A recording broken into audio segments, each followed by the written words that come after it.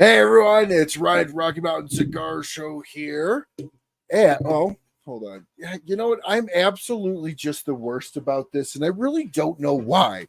Maybe one of these days I'll actually get it down the way it's supposed to be.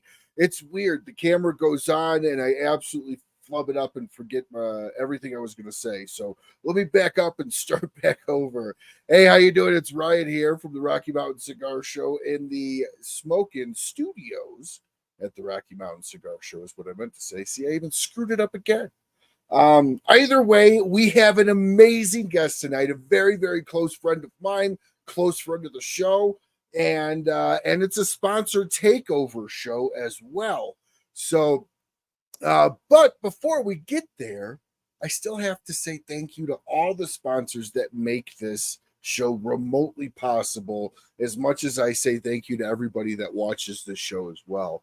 So huge shout out, big thank you to Kristoff Cigars, Berger Cigars, Sagrado Cigars, New Air Humidors, Micallef Cigars, Big Sky Cigars, Cornell and Diehl Pipe Tobacco, as well as La Aurora Cigars, and tonight's episode, BAMF Cigars and ROCF Cigars. So without any further ado, because everybody knows who this guy is, he's been on the show time and time again. He's a close friend of mine. Ish, how the hell are you? What's going on, brother? What's going on? What's good?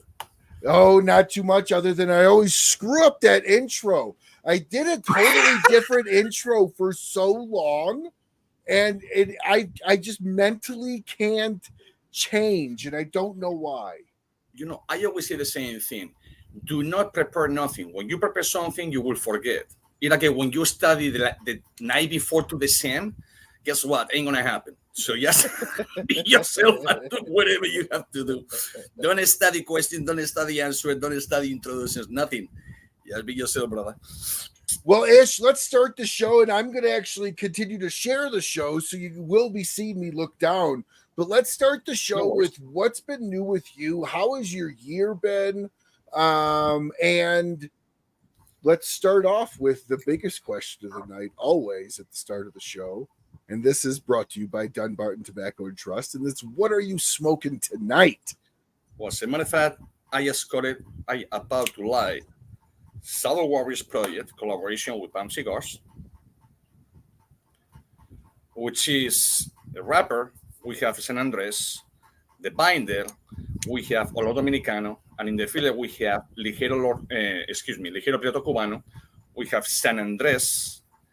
Excuse me, I say San Andres is in the wrap. It's San Vicente. Then we have Olo Dominicano, and we have Ligera Pennsylvania. So it's 4 fillers, 1 binder, 1 wrapper. And I love it. I just love it. So, and what are you drinking? As always, wine. That's the only thing I drink. Not the only thing I drink, obviously, but yeah, it's wine. No, everybody. It's truly, water does not touch this man's body. It is yes, wine, work. Wine with cereal, wine with everything. Just remember, I'm not religious, but even very religious people say that is the blood of God, you know. So you have to believe in something. So that's what I believe. That part I believe, and I follow to the T. So, you know, when the water was converting wine is for a reason, you know. It could be vitamins, it could be, I don't know what it was, but so far so good. Well, I will let you explain what I am smoking. I'm smoking the General Reggie. The General Reggie is a collaboration. As a matter of fact, that's the very first General Reggie. Then we changed to a total size.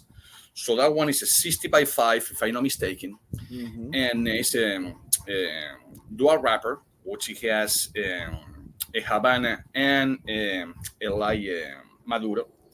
It has IT13, I believe, on it. Remember, that was almost a year and a half ago, so I don't have everything in my mind. But it has IT13, it has Criollo 98, it has Piso Nicaragüense, and it has another one that I will tell you right now. Corojo. The binder is in Corojo in that particular one. But then we switch and we did almost the same blend, not the same because it's just one wrapper, and we make in the Toro. So it's a different flavor, totally different flavor. The new one is more for a business purpose, sells better than just a 60x5. I still like more that one. But yeah, that was done for Des Hatton, the cigar cabin in the UK, and it's part of the K9 sampler. It's a very good cigar. It's not a super heavy body. I would say mild plus, medium minus, somewhere in that range. It smokes great, obviously. But anyways, so moving on. Thank you so much to Steve Saka and Dunbarton Tobacco and Trust for sponsoring the "What Are You Smoking Tonight" segment. So, Ish, let's get back to you. Tell everybody what you have been doing this year. Let's go through the last 6 months. How have you been growing, expanding, all the way into PCA, and then how your success was at PCA as well? It has been crazy, to be honest. This year is the first year that actually we decided to go into more launches. We started last year in the PCA, going to launches. We used to be in launches over here, very well known launches. But something happened between my partner and another person that was over there, or whatever happened, and we know in the shops no more. Not because nothing bad happened, because I don't even know what happened. But anyways, I was more like focus on my clients' tobacco, in my clients' cigars, in my clients' bands and boxes, whatever they needed. Even though we only do cigars, we don't do the boxes and the bands. We just rely, in other people to do that for them at our cost. So we don't add a penny on top of that. And so since we decided to do that, it has been crazy. So I've been already probably 6-7 times this year in Texas. I've been in Tennessee. I've been in Kentucky, Louisiana, Mississippi, over here, of course, in Florida. So all over. Las Vegas, obviously, California. So it has been crazy. So I've been mostly on the road. So not just me, even my number one, which is the general manager of all the factories, is Oscar, and he was traveling with me. So he spent in the last 6 months, probably 2 months over here at my house. So now he's back at the factory, thanks God. So he can take care of the factory. I have a break from me and me from him. But it has been phenomenal. So it's I didn't know how many people want, to do running the bands and do this and do that, because for me always was, I thought anyways that people, they just go, you go in your suit and your whatever, I don't care, this or whatever you want to call it, and you just score like a cigar and talk about the cigars and whatever, and people get paid for that and they sell the cigars. We did something different. We don't even just roll cigars like 99% of the people do. We just go over there. We drive, we have to drive. We go with the press, we go with the table, we go with the tobacco, we go with all the fillers, the binders, the wrappers, and we roll in the vent. And if somebody wants something special, I want a mild, or I want a medium mild, or medium full, or extra full, whatever they want, we do it right in there. Somebody want to, can you do a culebra? Here's a culebra. Can you do a punisher? Here's a punisher. Can you do a bauer? Here's a bauer. So they see us doing that live. So it's not like how they do that, who roll for them. So that helps us a lot. It gives us a lot of publicity. We have fun doing it, and we grow a lot. So a lot. I mean, many states that we were not before, and it has been phenomenal. So yes, now on the 23rd, I had to go all the way to Idaho for the running event myself. It will be just myself and probably my rep. Then on the 5th, I will be in Pennsylvania, of October. I will be in Pennsylvania. The 6th, I will be in Baltimore. The 6th, I will be back in Pennsylvania, and the 7th, probably in Houston, Texas. So it's non-stop. So, and then because you said the 6 months, going back to the PCA was great. This year for me, it was great. Could be better, of course. Could be worse, definitely yes. But it was well planned and a lot. So we didn't at least, we didn't lose what we invest. As a matter of fact, we make about 30, 40 times what we invest. So that's a very good thing. So yeah, it's good. It was good. And you're expanding a lot. You've got some really special cigars coming out. You've got some stuff you're working on in the background with some really couple famous people that's going to be coming out before too long. And we're just waiting for shops to get built and stuff like that. So you're shaking and moving this year. This is the year of Ish. Yeah. The next BAMF cigar should just be called the year of Ish. You are growing left and right, signing accounts. So, what has been? Oh, by the way, Randy Bush. Yes, Randy. Hey, Randy. The bacon cigar. Absolutely. That is made by Ish. And if anyone's ever looking for the bacon that we use for the bacon cigar, I hope I can say we for that one cigar. You could go to baconfix.com and buy yourself a 5-pound amount or 10 pounds. 10 pounds does come with free shipping, so definitely check it out. So talk to us about that bacon cigar. I know we've kind of re-envisioned it. We put the second band on it. When is it starting to take into full force? Oh, as a matter of fact, already started. Excuse me, already started. As a matter of fact, it is part of the 9 sampler for the BAMF. I have a 4 sampler, which is the green tips, and because it's what we start with, the green tips from BAMF. And now on the 9 sampler box is that specific cigars, which is done with your bacon. So a lot of people, they love it. Probably number one that they love that cigar so far, to my knowledge, is Ohio. Ohio. These people are buying those cigars like it's not tomorrow.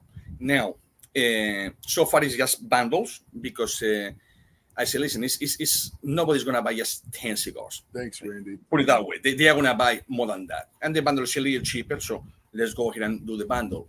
But I can tell you right now, it will be because we're waiting for some boxes that people ask for it, and more to come from the factory. They will be in Alaska, New York, New Jersey, Pennsylvania, Maryland, Louisiana, Tennessee, Kentucky, Florida, not Colorado, sorry, Arizona, everywhere. So everybody loves that cigar. So it's a really good cigar. Like, I'm not like saying it like I'm surprised. I've smoked a lot of your stuff. Like I'm not surprised that it's a good cigar. I'm surprised at the difference between the first iteration pre-Rocky Mountain Gourmet Bacon to the after. That was the big shock. When the first generation that we did, it was, and I'm not gonna lie, I was cooking in the house, and normally where I buy my bacon is in Costco, because even if it's only my wife and I eat like a freaking 6 people, so I eat a lot. So when I go, I buy the pounds, and that's what I was sending over there, and to the factory, until you send me that slab over there, and it just changed the whole thing. And if you remember, I said I want to make just like a 5, 6, 10 cigars just to try. Yeah. Well, it put the other ones to shame, so the other ones are no more in production, and the only bacon that we use is your bacon. So let's be honest, it's amazing. It's amazing. Awesome. Well, I'm really happy that cigar's being accepted. Because, by the way, anybody watching that's not heard of that cigar, that's not tried that cigar, I want to make it incredibly clear, and Ish can explain the process if he so chooses to go into it. It is not an infused cigar from the standpoint of acid infusion. It is a natural infusion with a coffee coffee tip, but not like a tobacco. Instead of using water for the glue, he uses coffee. So it has a very subtle. You do get much more of that smoky, meaty flavor with that slight mapley coming on the backside. as you're smoking it, but it's not straight up smoking a piece of bacon. I just want to make that clear. So It's you not. can. It's not. But the funny thing is that you will have the hints of bacon while you're smoking it. Correct. But more than you, it will people around you. Mm-hmm. They will smell the bacon. And well, I always say the same thing. Is these guys, they came, two brothers, they came to my house. One of them, he was working, he's a nurse, so he was working the whole night. And he decides to drive all the way here, 3.5 hours, and he just fell asleep. And every time that people come to my house, I do a barbecue, I do a paella, or I do seafood, whatever. I like to feed people if they come to my house. And he wake up like this, like a, what you cooking? I say, I cooking nothing. We smoking a bacon cigar. I say, what the fuck you talking about? I say, it's a bacon cigar. No, he went look and the barbecue was covered. I say, no, it's the neighbor. I say, it's the cigar. And he said, oh my God. So it's more for people around you than for you. You will have the hints of bacon once in a while. Yeah. But no, I say, oh, it's a flavor bacon. It's not. It tastes like tobacco. And that's how it is, but it's very pleasant. It's got a great room note, and that's essentially what Ish is saying. And Randy, you actually had the very first banded version of that cigar with the RMCS band on it, because Ish brought a bundle with him to TGS and gave it to me. So that is the one that you had. So that was just coming out with the RMCS band. So Ish, let's jump into a little bit of PCA. You had huge success at PCA. You were closing deals left and you left PCA worth about 30-40 million. And 29. But now tell us about your success at PCA and what part of the country was some of your biggest growth, and what does that tell you for BAMF trending nationwide? Oh no, what happened at the PCA? Okay, the PCA this year. By the way, I should know. I almost went with the PCA. That's a different story. Into the PCA, but I choose to go by myself because I had too much product. So it was for me impossible to display my product in a little tiny table. So that's first of all. But I supposed to go with them, and then I decided, not last second, but I just gonna say, guys, I cannot do it, so I went by myself. So I had 200 square feet. I utilized 100 square feet to do the table for the cigars, and the 100 square feet to do just like a lounge. Like a literally were like a beach chairs, a huge how you call my English. It's like a box that you just open and you put things inside or whatever, and then you close it. It's like a box. Chest. It's not chest. It's like but anyways, it was Lou Pisatelli who made it for me. It's almost shadow box. It's a shadow box. Yes, it was a shadow box, and he painted, with like a cream, black, white, whatever, like a military theme, and it was like a bench at the same time. So you open and have all of that. So I have that. I have a couple of tables that you can put your drinks in or whatever.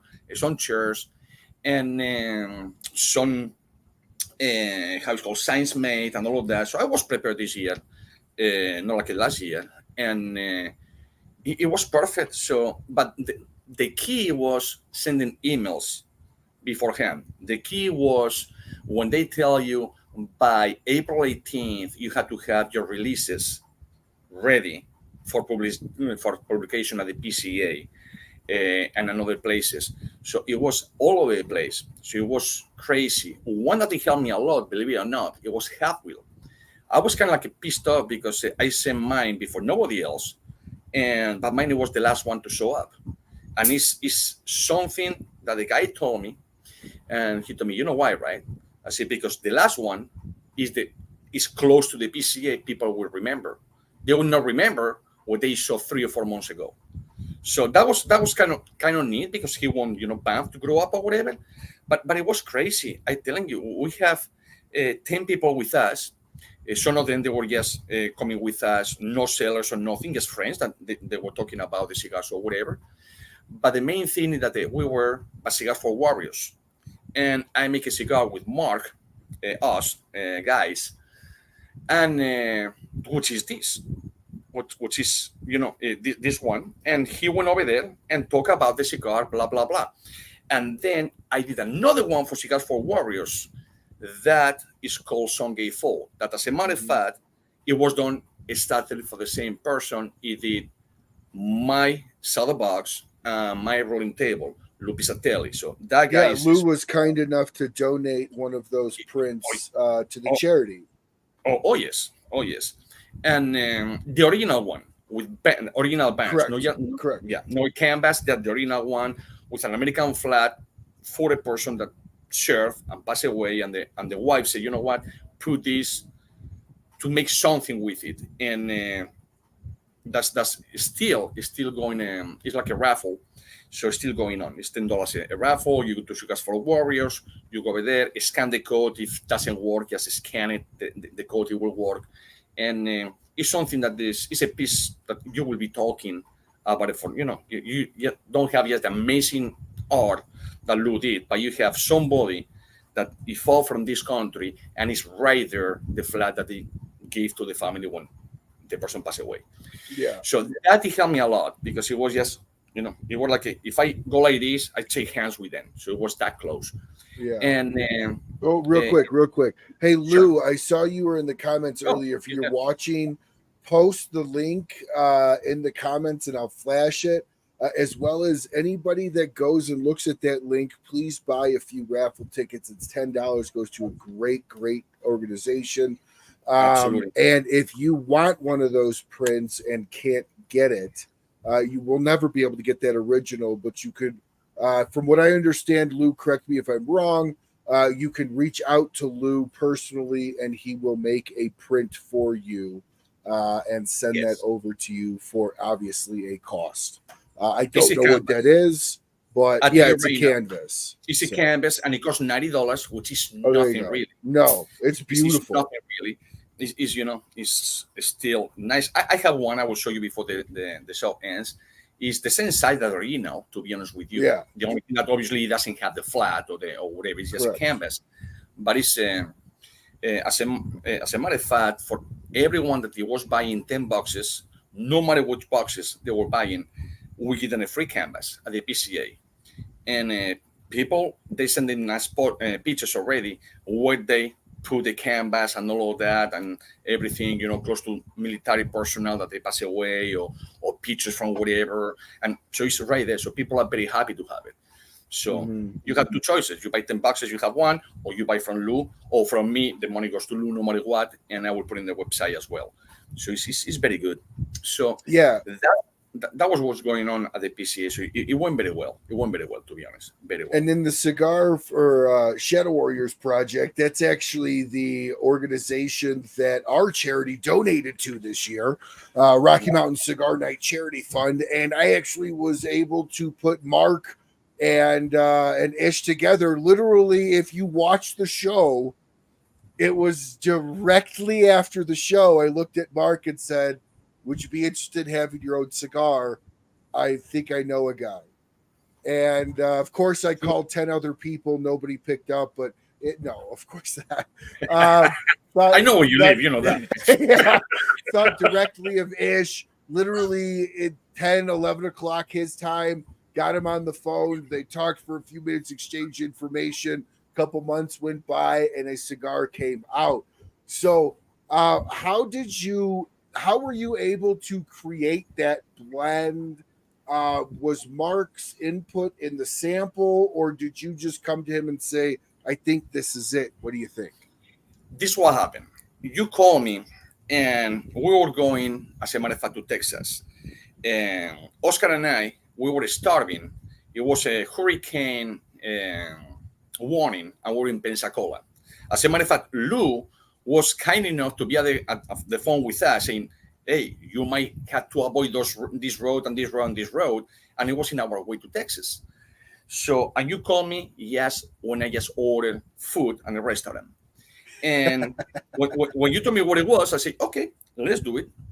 And I was so excited that it was like at 9:30 and these guys closed at 10. And I ordered my food. As a matter of fact, my food at 5 to 10. By law, they had to give you. I get a good tip. I said, guys, I'm sorry. This is something amazing for me. I love what happened. So, guys, don't worry about it. I will tip you very, very good. And that happened. So, Mark and we spoke. And I said, listen, I'm going to do a cigar. Yes or yes. Tell me your profile. So he told me the profile. I said, okay, you don't have to tell me nothing else. And I went ahead and just created the cigar. And you notice the bands, the prototype of the band and the box, it came within 48 hours, 72 hours. Yeah, it was quick when I saw that. It was done. The blend, remember, do a blend. Please, people, don't get pissed off. I'm going to tell you the real truth. Do a blend. It takes minutes. Okay, minutes. Now, to produce that blend with the tobacco that you try, maybe takes years because you just make a blend with tobacco that you cannot have anymore. That's the thing. But to make a blend, it's like a cook. You have ingredients, you know how to cook, you will have a meal. So it doesn't take you 2 years to do a brisket, okay, or 2 years to do your bacon, or 2 years. Yes, to do the perfection, yes, but to make it, it's not. You just think about it, you do it, that's it. Simple as that. So, and we came with a blend within literally 24 hours. Well, I do want to say it requires the extensive knowledge of tobacco that you have, and many others in the tobacco universe have. Somebody like myself, it might take me fucking a year to come up with a tobacco because I'm going to blend every which way but the right way. Well, yes, you're correct, but it's like I go to a mechanic and say, my car is not running good at all. It's not well. What's going on? And the guy just started. Boom. I say, oh, it's the third valve in the 4-cylinder. How the hell you know that? I say, because that's what I do for a living. If I had to guess what I'm going to do? Put the fucking car away, sell it to whatever I can to sell it, and have a new one because I know a mechanic. But this guy, he will tell you exactly what it is. So same thing with tobacco. You know what you're doing. You do a blend in minutes. Now, again, if you did a blend with tobacco that just have, a pound of tobacco, and you want the same tobacco very close to it, it can take you years because you have to, to put the seed, you have to harvest, you have to fermentate it, you have to leave it time, and whatever. But do a blend, you have the tobacco at hand, minutes, you have a blend. Simple like that. It's, and we did it. He tried it, he loved it. I'm smoking it right now, no issues whatsoever. I love it. And that's how we came. Our connection, thanks to you, went like this. Boom, done. So, good idea, Whitney. Most people that don't know Ish also don't understand. He's got a very extensive blending portfolio of stuff that he has created over years, but just hasn't used.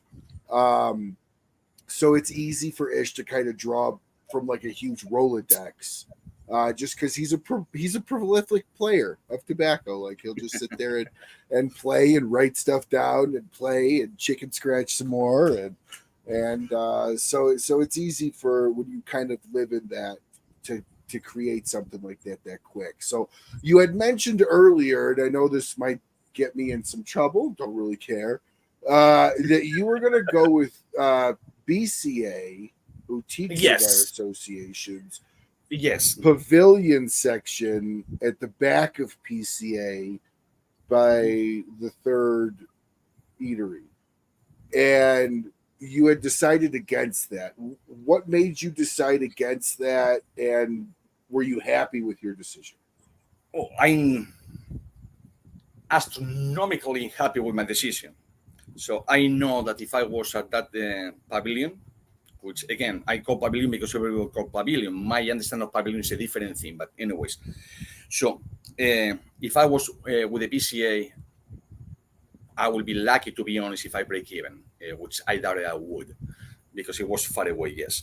What happened is that when I love all of the people over there, okay? I have nothing against no one. Everybody can do whatever they want.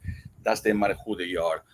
But one thing is, when you have a portfolio as big as I have, and they tell me from the get-go, months in advance. I'm talking not 2 or 3, 6, 7, 8 months prior, that everyone is going to be equal and everybody's going to have a 10 by 10, so 100 square feet. I say, okay, I agree, I go with you. That's what I have last year, Well, last year, as a matter of fact, I had 200 square feet, but I bring 2 people with me. So I have my 100 and the other guys, they have their 100 or whatever. So I pay for it, obviously. I say obviously because they don't pay a dime. But anyways, with 100 square feet, I can do it. What I had this year, it was 100 square feet, and then the lounge, which was another 100 square feet. So I agreed to go with them. And I saw the plans, who's supposed to be at the front of as soon as you open, supposed to be there, whatever. Okay. Months pass by and meetings go by and whatever. And, it was pushing far away. Okay, when they see by the core food court, okay, everybody has to eat. But I didn't know it was the last one. Nobody goes to that one. In that one is, I went just to visit people over there and to say hello and why not. But it was a lot of press, yes. But I don't see too many people walking around, to be honest with you. So my decision, I believe, for me personally, was great. But for the price, just the price alone, when you have 200 square feet for $300 more than 10 square feet, because literally it was 10 square feet. So it went for 100 square feet to advertise at the PCA did this, not the BCA. When they say me, oh yeah, you're going to have 25 square feet. I say, how can be? So I have a 2-foot table, the width by 5 foot. That's 10 square feet. Oh, but you have 2 chairs. Okay, so that's another 15 square feet. Okay, spot on. It's not, man. I'm a fucking engineer. I build houses for a living. I know square feet. So, no, it's not. And for the price, I say, you know what? It's not. So I called the people I had to call. No hard feelings. They told me, absolutely, you do the best that you can. Only thing that I spoke with some of the people that they were over there, and they told me, hey, Ish, but why you don't bring your 1 or 2 best sellers? I said, well, because I have 497 of them. So which one you want me to bring? I have the Songay Fall, brand new, that is just, for the PCA. Saddle Warriors, but this one, it was just exclusive for the PCA. So I need the whole stand just for that cigar. Saddle Warriors, it was introduced and it was the release day at the PCA. I had the Mafioso at the PCA. Right, these 3 boxes. And nice boxes. I cannot put those boxes just in that stand. Then I have the Blood of Blood. Then I have this. Then I have, my portfolio. So it's no way in hell I can do that. And on top of that, I'm the only one, since the PCA is open, that they allow me to go with a press, bunch, press, and roll. Yeah, cigars. You rolled. Yeah. At PCA. Yeah, so it was another lady, 1 or 2, I don't know, that they just bunch the cigar and they just put the wrapper or whatever in a little tiny table. No, we bring a mini factory. I drove all the way from Florida to Vegas with Oscar. So, and when I asked to the BCA, no B, as in boy, BCA, listen, I'm going to be rolling. I had the approval for the PCA. First time that they are going to allow machines go over there and press and all of that things and do like it's a factory. I need more space. And they told me, we cannot tell you nothing. You have to talk with the PCA about that. So I go to the PCA and they told me, well, how we had to deal with the BCA is this much money per space. You're going to bring a table. That's another space. I said, my table is 3 feet. So I can put it on the left, on the right side. I say, that pavilion is huge with 15 people or whatever. That is 10 square feet, and you have 3,500 square feet. So you have more than plenty. It was, I believe, like a 60 by 70 or something like that. So 4,200 square feet. So I cannot do that. Well, you will have to pay an extra $5,000. So excuse me. So I'm going to be rolling, giving cigars. I drive over there. I pay my own money from my own pocket to give for free cigars. And you want me to pay an extra $5,000. It ain't going to happen. So when I called the BCA and say, guys, I'm sorry, but I cannot do it. So it's no way in hell I'm going to spend that much money for being, in a tiny space. So it's, I didn't do it. And I believe it was very good decision. No hard feelings to them or to no one else. But I guarantee you, put it this way, within the first 6 hours of the first day, I triple what I pay. That would be possible if I was at the BCA. Honestly, with my hand on my heart, I doubt it. I would not be able to do that. Not at all. So, because you don't have to count, yes, the space. Is the space, flying in or driving like myself, the hotel, you have to eat. So you have breakfast, lunch, and dinner. You have to bring people with you. You have to do all of those things. So $5,000, it becomes $15,000 very quick. Cigars are not free. You have to pay for it. Food is not free. The resort fees are not free. The hotel is not free. So when you put everything together, you spend $15,000. So if I cannot do that at least in the whole time, to break even, it will be bad. But I did it within, like I said, 6 hours. I triple that.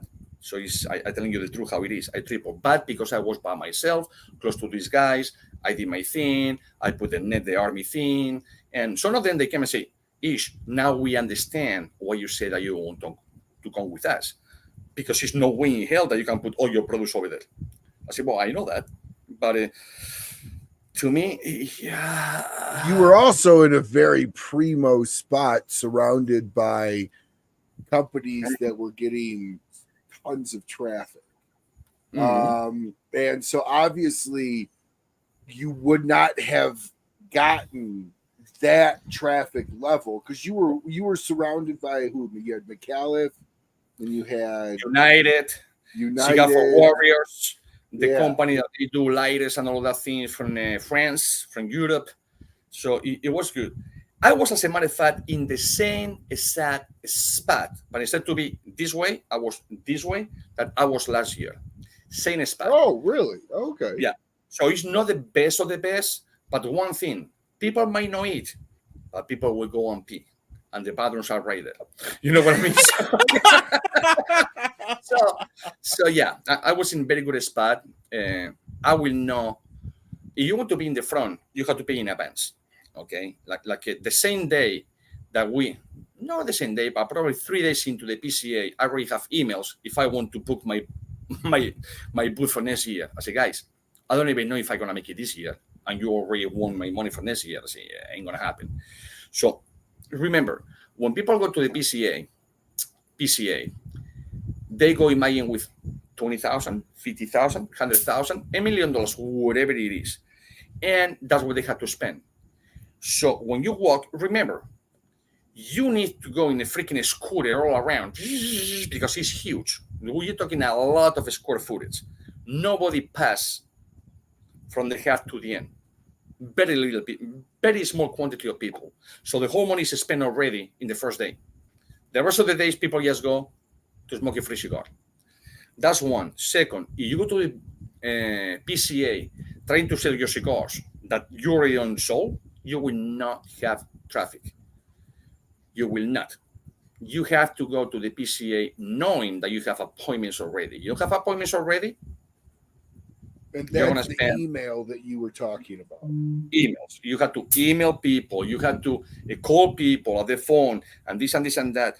Well, the biggest one I have, for me, it was 23 stores in Alaska. Who the hell knew that this, Alaska is what? 750,000 population in the whole state of Alaska, and they had 23 lounges, just one person, one company, and they pick up all my lines. So just with that sale, I did way more than 3 or 4 or 5 or 6 times what I paid for it. And the lady told me very clear, thanks God that you over here, and thanks God I contact with you. I contact with you before, because if you were over there, I never make it. You and I will never met. So that's one thing that I was thinking, oh shit. So for once in my life, I did the right thing, and I choose, to be for once in this side. I say for once, because sometimes I know the smartest guy in life, but I have common sense, and common sense is not common anymore. To me, is when you open a business, I don't care if it's a mechanic, I don't care if it's a cigar business, I don't care if it's a lighter business, I don't care whatever business. Before you open the business, you have to ask yourself, where I want to go with this. before. It's like a dream. You have to make that dream reality. So you put a goal. But to have a goal, you have to have a plan. You don't have a plan, it's still a dream. If it makes any sense. Yes. So you need a plan. So first of all, you need the idea, the dream, whatever. But you have to have, call it goal, call it what I want to go with this.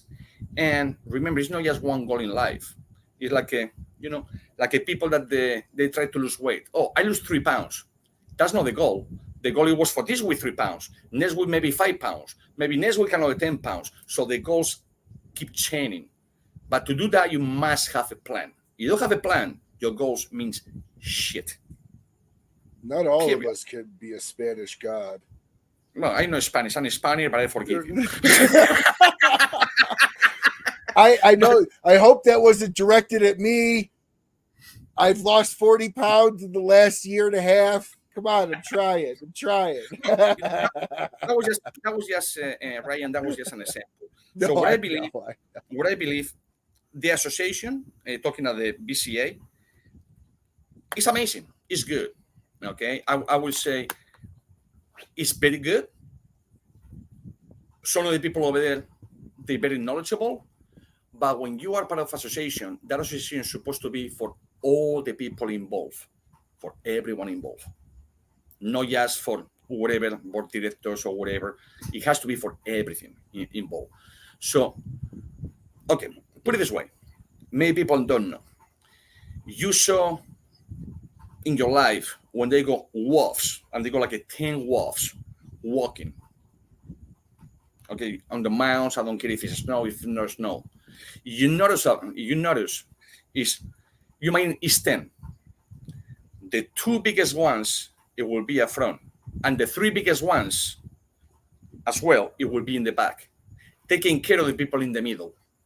So they attack from the front, they defend the older guys or the more fragile guys. In this case, the people that they don't have much in the cigar industry. And if somebody comes from the back, the other 3 guys are going to kill them. I say, no. You have to pass through me to go to those guys. So that's the thing that every association has to have. And they will have it. Sooner or later. But I understand that no one, I don't care if it's PCA, BCA, TBI, whatever association, they have normal jobs. And because they have normal jobs, they cannot be 24 hours working on this. But one thing I learned, I will not go to a battle with no weapons. If I have no weapons, you're not see me in a battle, not even close. So you have to have weapons. If you have no weapons, what the hell you go to battle? So you have to put your things, and they're doing a good job. Yeah, no, whatever. So to me, it could be done real different in both sizes, PCA and BCA. Absolutely. PCA, for instance, one thing I had to tell about the PCA, the Premium Cigar Association, what it pissed me off, is that I have my dolly, okay, my card. They don't allow me to use that because I must rent from them, from the union, $35 or whatever. So I say, you know what? I'm from the Basque Country. I bring the whole fucking shit on my shoulders. And I have a picture that I look like a fucking Hulk Hogan, with the whole thing on my shoulder walking. And the guy said, how the fuck? I said, well, I will not pay you $35, motherfucker. So this guy is going with that guy is going with, but it's small wheels. Small wheels. That makes difference. So that's bad about the PCA. Okay, everyone should go over there. You're paying good money to be over there, and they don't allow you to use your own dolly. Oh yeah, To your point, I was told. I'm not going to name names, but to your point, I was told by a company that last year they didn't realize that they were charged by the foot to move something by the union. It charged them $3 a foot or something like that, and they moved it a couple hundred feet. So it was ridiculous. They were like, what we learned is that we're just going to go with super lightweight and just move it ourselves. That's fucked up on the PCA. Another thing that is very fucked up is I pay over there to be 3, 4, 5 days, whatever days I pay. Now, at 1 o'clock, the last day, with us still have the tents and this and this and that, they come all the workers to take the carpet. And they go to me, oh, you don't move yet? I say, no. We need to take the carpet. I say, I don't give a fuck. I have until tomorrow by noon. So you are 23 hours early. I don't give a fuck if you have to move the carpet or no. Until I don't move, you don't touch my things. Man, you're rude. I say, no, I'm not rude. I pay for it, and you fuckers don't allow me to have my own fucking dolly or nothing like that, or hand truck to move my things. So now screw you. I left my thing over there. I went to eat, I did this, blah, blah, blah. And then I came, and the carpet is still there. I said, you touch this, we are going to have problems. So I did it purposely. So that's very bad at the PCA, Premium Cigar Association. Very bad. You pay, you're supposed to be treated as a king, as a queen, as a whatever. You pay the money. You pay the money. Literally for nothing, for an space. They don't do nothing for you. They just put a little curtain saying BAMF Cigars. That's all they did. Okay? So that's about them. About the BCA, a little promotion, it will be nice. It will be a little better and a little more. But again, it's no new association, but they are busy people. I give them that. But yeah, it's for what I heard from people. I was not with them, so I cannot tell you. I can tell you what I saw. It was not the best thing ever. Put it that way. As a matter of fact, right now, and I will call tomorrow the guys, finally they decide that it's going to be a BCA 2023 Boutique Cigar Association in Redlands. It sounds very good, Redlands. But you're from Florida, or you live in Florida, Redlands is all the way in the boonies. I mean, it's nothing around, nothing.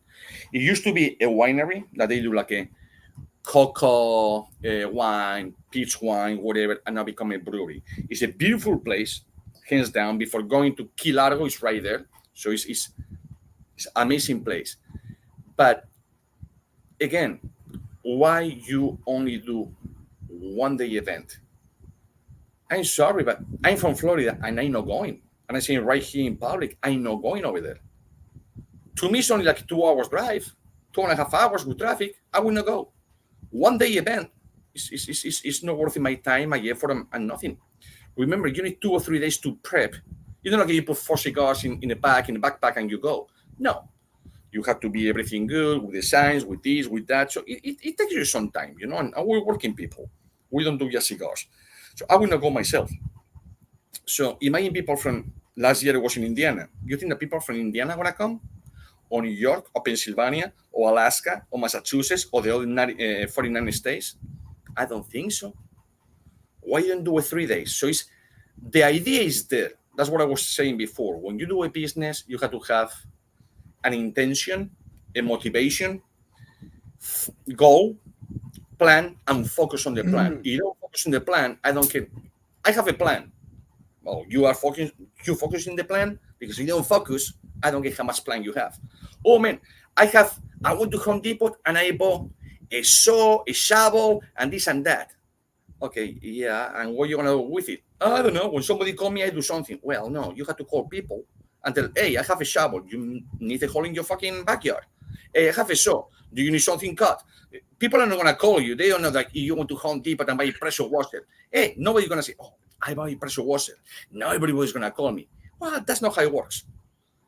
Now you have to go and say, hey, I have a pressure washer. I do your roof for $100. What about that?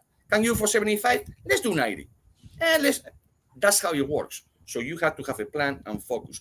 The guys are doing an amazing job in my eyes, but they don't have the time to deliver what they think that this thing should be huge by now. I mean, huge. The purpose of it is good, but the meaning is good. But to me, it's still a dream. To me, it's still a dream. You need a plan. You don't dream, you have nothing, but you need a plan.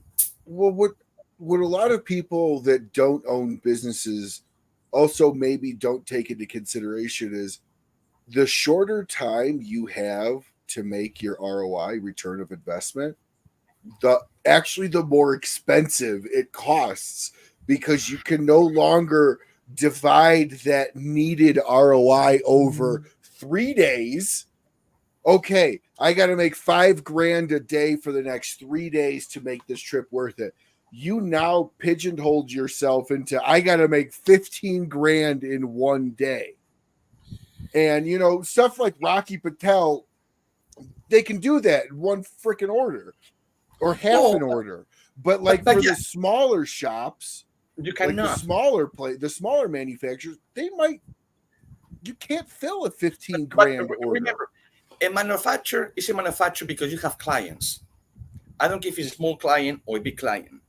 But me as a manufacturer, if I go all of a sudden and I say, okay, you must buy today or you cannot get it anymore.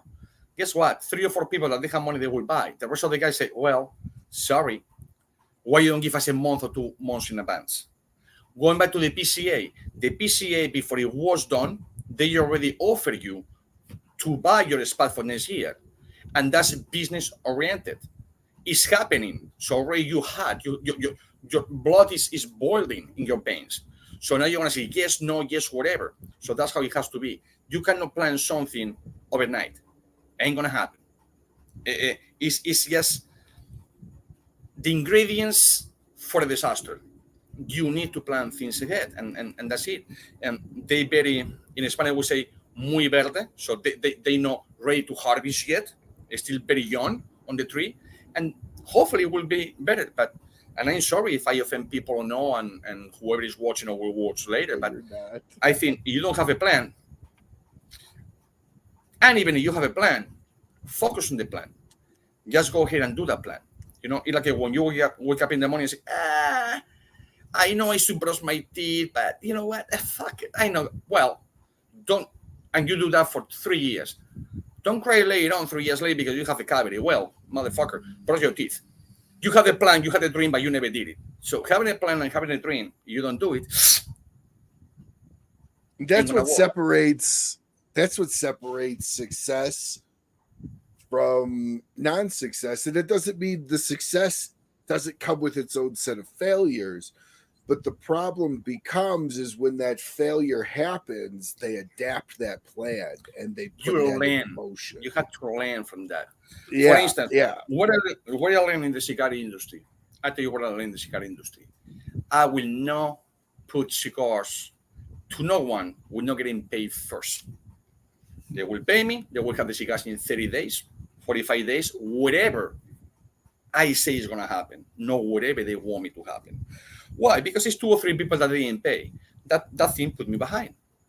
Because for people 5, 10, 15,000, 20,000, 40,000, maybe it's not good. What he's crying about? Well, I'm a medium class guy, so 40,000, it can't hurt me. So I learned that. So I tried to be good. That happened. Guess what? It's not like, now everyone paid the consequences. No. It's supposed to be like this from day one. I just trust people and they didn't do it. So I allowed them, I give them a break and happen what happened. So that's what it will not happen again. You expect that you're going, for instance, La Aurora and you don't pay them and they're going to ship you? Absolutely not. Or you pay 100% in advance or you pay 50% right now and 50% up shipping. That's it. Every factory is the same. So if somebody expect, I don't care if it's the best lounge in the United States. You pay me, 30 days, you have your cigars. If I have it at hand, you have it tomorrow, you know? You wait 30 days.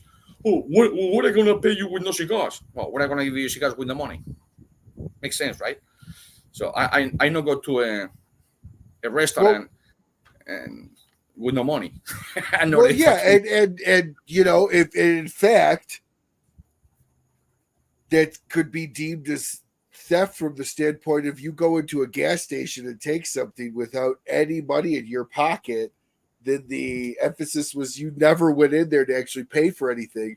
But that comes from, you know, without naming names or getting into anything, you've been burned by people in the past, like for over 10 grand or more in totality.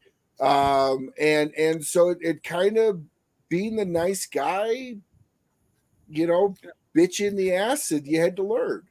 So that's what happened. To me, I don't care if it was burned for 50 cents. It's still my 50 cents. One thing is I say, hey, you know what? Forget about it. But if you do it maliciously just to fuck with me, well, you pick the wrong guy to fuck with you. I can tell you that much. Oh yeah. No, because I'm going to hang you down and you're going to pay yes or yes. And in the meantime, I'm going to have fun and expose you to every single one in the world. And I will do that, but that's a different story. But going back to these things, I believe that both of them, PCA and BCA, they need a lot to improve. The ideas are there, the goals are there, the plan is there, but the focus is not there because, again, they are all working people. They don't just do that. So you cannot just plan, it's like if somebody coming today and I say, hey, Ish, can you do tomorrow an event in Pennsylvania? Say, sure, yeah. I can go and drive from here to Pennsylvania tomorrow. Yeah, sure. No, I cannot. Give me 30 days, give me 60 days, give me 90 days, and I will put in my schedule, I know I just do cigars, I do this. I have 7 businesses, so yeah. But you cannot just, like I said before, study for your test the night before. You have to prepare for that test the whole freaking year. You will absolutely fail. Period. Oh, yeah, absolutely. And that's what happened this year. Yeah, Lou makes a good point. Go order cabinets at Home Depot. I assume that's what HD stands for. You pay in full when you order them. You get them when they come, when they decide to come in. Absolutely. Even easy. Go to McDonald's drive-thru. You pay, and then you leave, and the motherfuckers forgot the ketchup, forgot this, forgot that. What are you gonna do? Turn around, you say, you know what, fuck it, and keep going. But it's the truth. You pay before you do something. It's how it goes. But yeah, I mean, it's something that it really bothers me. And all of this happened since the pandemic. We have nothing to do, but cigars are growing. Blah blah. Let's open a brand. Are you fucking cuckoo? And then, I want the cigar for tomorrow. Well, sorry to say, but you want a cigar for tomorrow for a company that is well established or whatever, or medium established, or just myself. We will establish, absolutely. We're not well known for everyone, but we will establish. We have 4 factories. So, and somebody want a cigar for tomorrow. I say, well, ain't gonna happen. But it's not bad. It takes time, you will have to talk about it. I want you to know the tobacco. I want you to try the tobacco, whatever. And by the way, you have to pay this, and that. Oh, but people are paying only $2.25 a cigar. Well, yeah. What about the cigar doesn't roll themselves? They don't fly overseas themselves. They don't go through customs and say, look, I'm not paying you. No, it's not like that. You have to follow the rules, do the rules, and it takes time. And it's what people don't understand. The newcomers, they don't understand that. And they will, hopefully. Well, what a lot of people might not realize about you too, Ish, is you're very well known with the boutique world in the sense that you roll a lot of cigars for other manufacturers, and then you have your own brand as well. How many other companies, and if you feel like sharing who, you're more than welcome, but how many other companies do you actually roll for? 84 other companies, and you've had your hands in some of the biggest brands, and your rollers have been lended out to some of the biggest brands out there. So I don't think people realize how much Ish is spread throughout the cigar industry, but they're finding it out now that you're growing the name BAMF. It's kind of like the Aganorsa effect. You were doing so much for other people that you're now focusing so much on your own brand. Would you say that's kind of a fair comparison? It is. I still focus more in the people I do because they're my clients, so they pay me. Mine is just to make money on my own. But I will never, put it this way. If I only have one plate of food on my table, and it's you and I will give you before I have it. So in business, I do the same thing. I will take care of you because you pay me before I take care of me. And that's, sometimes I don't have the stock, or I don't have the boxes, or I don't have this, because I want to take care of my clients first. But and it's funny when I go to some stores in different states, and they put a cigar. Let's say any name, I don't care. That means cigars. And oh, this cigar is good, blah blah blah. Tell me about your cigar because we never have it over here. It's new, blah blah. And I laugh in the inside. I say, well, you know, right now you're smoking a cigar I make. So no matter what, you're making me money. I don't care if you smoke this cigar or BAMF or K9 or Donaliban or whatever you want. You're smoking my cigar no matter what. It's not my brand, but it's my factory making the cigar. So you're repaying me. And you try to compare that cigar with mine. I say, but this cigar, you know, and I say, okay, yeah, you're right. When you're ready, you call me. I don't care. You're already smoking the cigar that I made no matter what I produce. So I really don't care. You know, it's a big game in the cigar industry. It's a big game, and you know, everybody try to help each other. At the same time, everybody, you know, you will stab you in the back, and at the same time, everybody. Some people try to fuck each other, not in a good way. No, and without Vaseline, but it's how you go. You know, with no, I love you, no coffee, no dinner, no dinner. And you say, what the fuck was that? You know, it's the truth.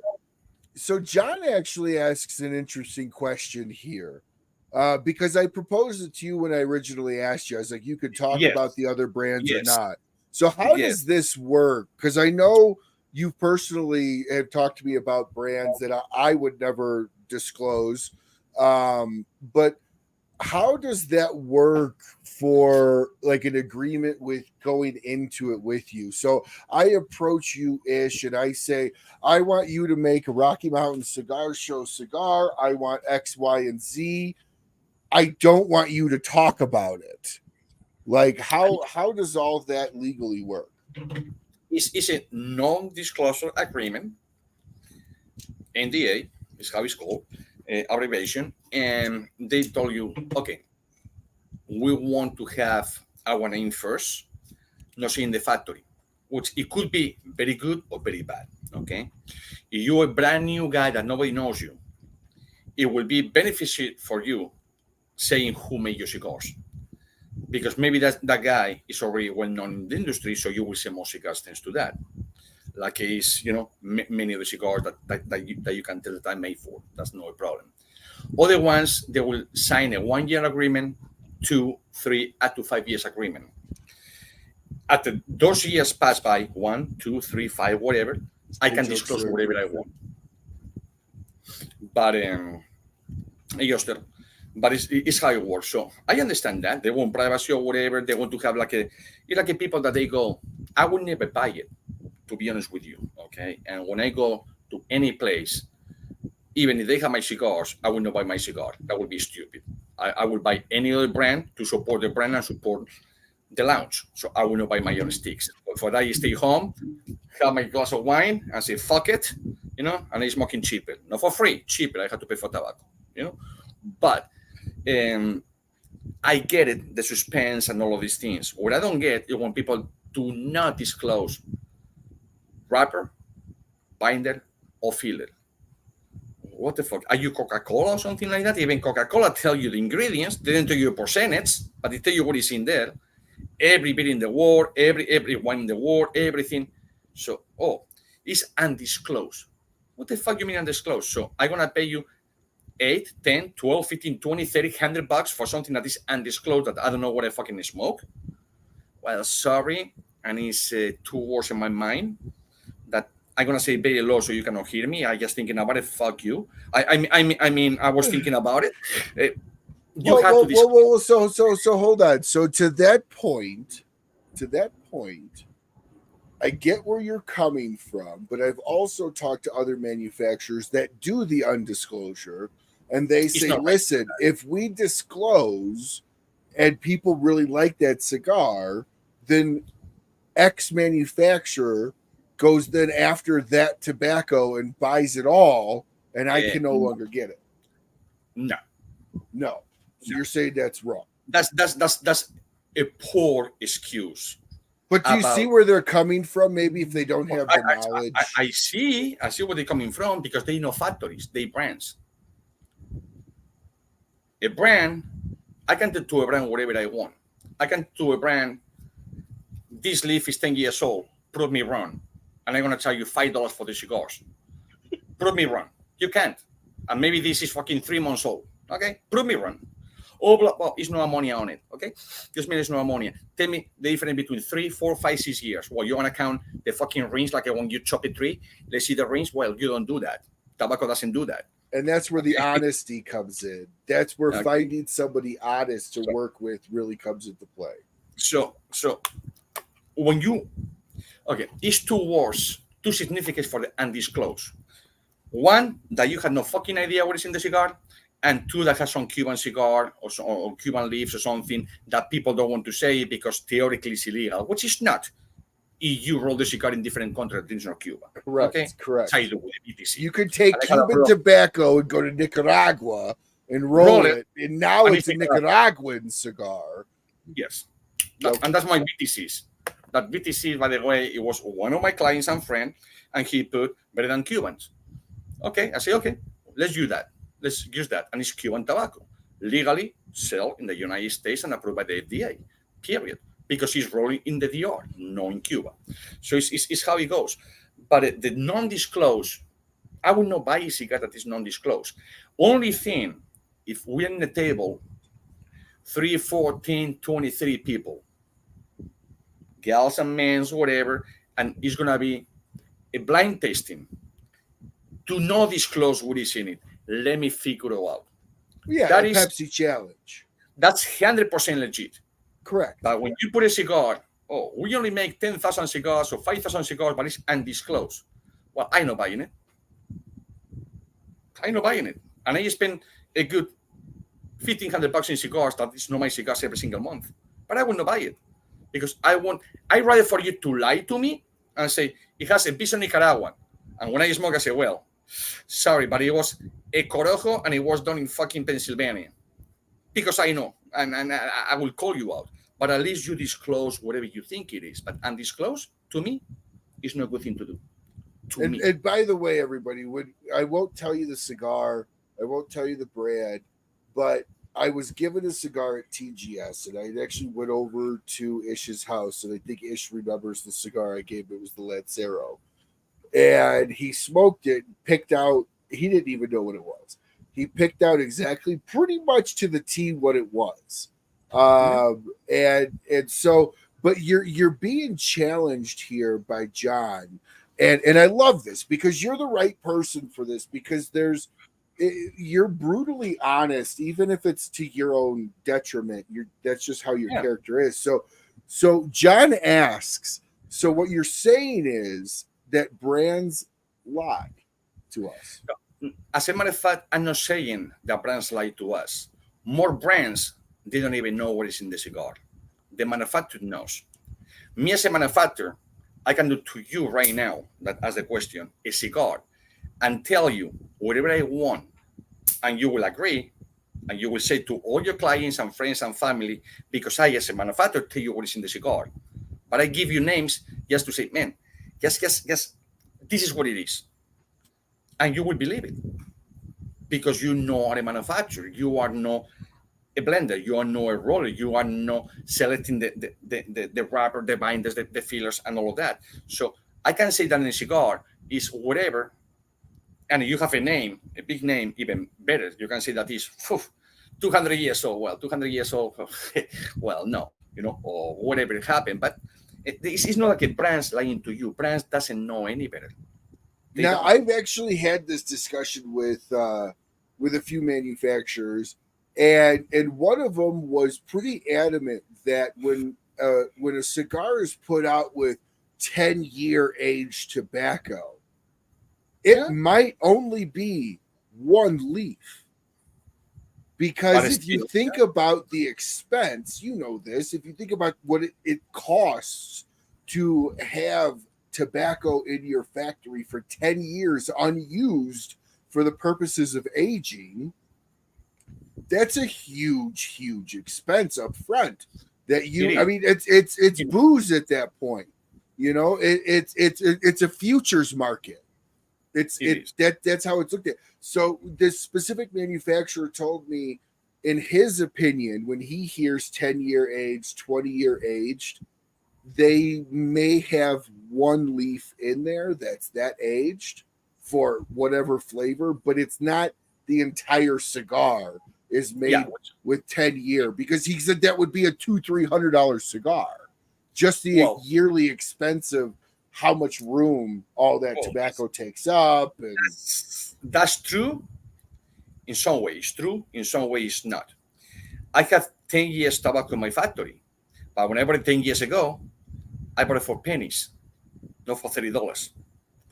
So when you put it all together, 10 years later, it's still cheaper than what I buy now tobacco for last year. Make sense? I had to fumigate the factory no matter what. Oh yeah. I had to take care of my cigars no matter what. So if I had 3 or 4 packs over there that I already bought at pennies a pound instead to cents, a cents instead to dollars, it's still a winning. I do nothing with the tobacco. Now you only have so much that you can do. That's where the limited editions comes or whatever it comes, because it's no more. When that's done, it's done. You don't have another 10 years to wait for the same tobacco, which will never happen. It's never the same tobacco. Even year to year, it's not the same tobacco. Yeah. So yeah, it's some true and it's some misinformation. So the misinformation is that, it will cost you a lot of money to buy it to this day, because people are going to tell you, man, I spend thousands on top of thousands over thousands to have this tobacco, blah, blah, blah. When in reality, it's still in your humidors on your aged run with the rest of the cigars. And when you fumigate something, you fumigate for the whole run, not just for that pack of tobacco, the 100 pounds or 200 pounds or 1,000 pounds.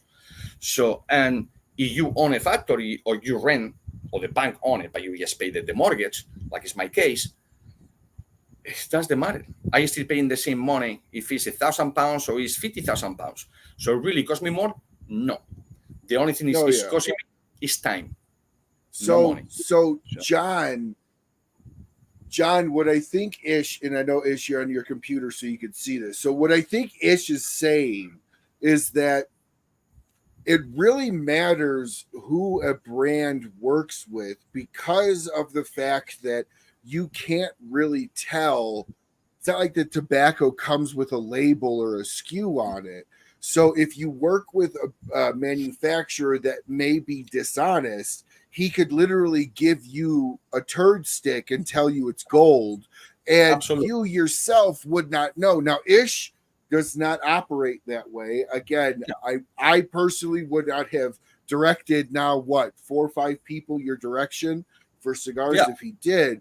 But what he's getting at is, when it says undisclosed, the brand might not know what that is. That might have been kept within the manufacturer itself. And when that happens, that's where Ish has the problem. If the brand doesn't want to disclose it, but the brand at least knows it, that's one thing. But if the brand doesn't know it because the manufacturer won't disclose it, I think that's a little dishonest, because the brand is paying for that cigar and should know that cigar, because technically they potentially own the rights to that cigar, depending on how the agreement was worked. I know that John or misunderstood me, or he just tried me, one or the other, which I don't care, one or the other. But John, I never say I do. I say what people do. Okay, I've been in business for many years. And what I'm telling you right now is that many brands, they don't know what it is. And many brands want a cigar for tomorrow. And you want for tomorrow something that you want to put 5, 6, 7, 8, 10 years old, ain't going to happen. And many manufacturers, yes, because you're driving them crazy. Not me, again. I see many manufacturers, they will, MSC, they will go and tell you, okay, that's your cigar. And you tell you, fucking A, it's the BAMF. Well, it was Harvey 6 months ago. Okay, so, and you don't know better. Why? Because you are no roller. You are just or blended or a factory. You just smoke cigars. I can make a cigar. Me personally, I can tell you. I can prove you. I can make a cigar that is 1 year old, tastes like it's 10 years old. I will do that? No. But just to prove you it can be done, and I did it live, I can prove you. The same thing that I can prove you how I can take one band from my cigars and put another band and you don't even notice. And I did this live. Everything that I talk is always honest, and I don't have to lie at all, and I always do live. So same thing when I call somebody else. I do the same thing. Ish, let's let's talk about some of the biggest misconceptions, because what I think some cigar smokers, including myself, avid cigar smokers, I have, and maybe it's not so much for me because I know a lot of these guys, I talk to them, but for those smokers that don't necessarily have that intimate connection to the cigar world, a lot of these manufacturers are put up on pedestals for whatever reason, and a lot of them are great manufacturers and great brands, great cigars. Mm-hmm. But what are some of the biggest misconceptions from the cigar industry that you find consumers think as a reality? Well, one of the biggest one is because it's this name, that cigar it costs $100. No cigar costs $100. Or because it's this name and it's only limited production, whatever, I'm gonna pay this much. Or it's not. A cigar is a cigar, it costs what it costs, and period. Now, again, you don't pay the same thing for a Kia that you pay for a freaking Maserati or for a fucking Bugatti. You don't. It's still four wheels, it's still your steering wheel, it's still the chassis, still the engine or whatever, but it's not the same thing. So you pay for a brand. When you become very popular, you can be doing the right thing to be good and don't lie to no one. Or you say, well, we have the name already. We can play a little like this, or we can make a little more money in the tobacco, do this or John, do that. I don't think he took that as disrespect. Ish, No, I know. Ish loves being challenged because a lot of people blow smoke. Yeah. So John, I tell you things how they are. And Ryan know me very well, and a few people over here, they know me very well. You never, ever, ever will catch me in a lie, because my body's full of lies because I don't use them. I know people, they free of lies because they use them all day long. So I would not lie to you in something I do for a living. I'd rather to have a bad reputation and go sleep good. It's more than the tobacco. That just try to say, yeah, the guy is right, when in fact, I know the guy is wrong. That was the point. Okay, so I was not saying that I am lying to people or factories lying to people. I said that many brands, they don't know what they have in the cigar. Many brands. And, you know, even if they think they know, they might not, because you're relying on a manufacturer to be honest with you. And not only that, remember, who really knows what is in the cigar is the blender, and ultimately is the buncher. Yes. Because I can be a blender and tell, hey, Ryan, I want you to use 2 liters of this, 1.5 of this, 1/4 of this, 3/4 of this. I tell you what to do, and I put it in the table. You have to follow what I tell you to do. But I'm not going to be like this to you, looking what you do. Maybe you mistake or whatever. You say, fuck it, man, I'm going to do this. Now, I tell to the client, your cigar has this. And if it's somebody like me that knows about tobacco, I will say, bullshit, this tobacco doesn't have that. It has this in these amounts. How you know? Well, because I'm blending cigars. So it's not the manufacturers alone. It's the buncher. The roll is very simple. The roller, you just roll the wrapper. That's it. So it's very simple to know if it's a Corojo, if it's Sumatra, if it's Habano, if it's whatever, Maduro. And for Maduro, you can go to Maduro, Pennsylvania, probably. You can go to San Andres. You can go to whatever you want. But it's not just the factory. The factory can have the best intention. It's who is bunching the cigars. In this industry, people only focus on the blenders and the rollers. The most important person, obviously, is the blender. But the second most important person is the buncher. If the buncher don't follow the instructions to the T, that cigar, it will be from have 10 points out of the 10 to be shit. Period. Because the wrapper is the wrapper. 6% of the flavor. That's it. No more. If somebody tell you otherwise, it's a lie. The cigar burns from the inside out. So by the time that goes to the out and you see the wrapper, you have a 6%. Everything else, you already smoke it. And that is a closed food. So the first thing, you have the wrapper. That's the only way that you will have. Or you have a small cigar like a Petit Corona or things like this, you know. Otherwise, wrapper doesn't mean much. So No. Yeah. So John, I'll be very honest. Ish is my personal human lie detector. I mean, there's a lot of things I hear, and the first person I call is Ish to go, is this in fact true? Because it really makes a difference on who you know and who you work with inside this industry. And Cody asks here an interesting question, and I think the answer is yes. Yes. Because I don't think a Cuban cigar costs what, $5 to make, maybe, and they sell it for 80, or 100, or 200. But Cody, put it this way: in the cigar industry, you imagine that you go and you are gonna have to pop on bumps a ribeye, and you pay $17.50, which is almost nothing because the meat almost costs that. You go to Outback, you go to Longhorn, and then you go to one of the super stars in the movie series or basketball players or whatever. The same piece of meat you will pay $350. It's the same meat, but it's just to say that you have that ribeye in this nice place that is owned by whoever owns the place. If it makes any sense, it's the same piece of steak. Now, with that said, though, it doesn't mean that some companies don't use a couple of dollars more per pound tobacco that justifies a little bit more expensive. But there is a number where it's now you're paying for the brand. There is a price where it's above this price. You're paying for the band. You're paying for the luxury of saying you're smoking X. You're paying the brand. That's it. And by the way, you will see John, because he was, and Cody, I'm the one guy that I don't care if I do cigars. I smoke cigarettes and I smoke public. People will say, don't smoke cigarettes. How are you smoking my show? Well, I smoke cigarettes because I want to. They had to make a penny to, But anyways.